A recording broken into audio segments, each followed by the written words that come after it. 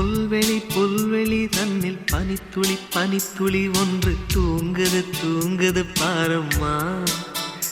அதை சூரியன் சூரியன் வந்து செல்லமாய் செல்லமாய் கிள்ளி எழுப்புது எழுப்புது ஏனம்மா. இதயம் பறவை போலாகுமா, பறந்தா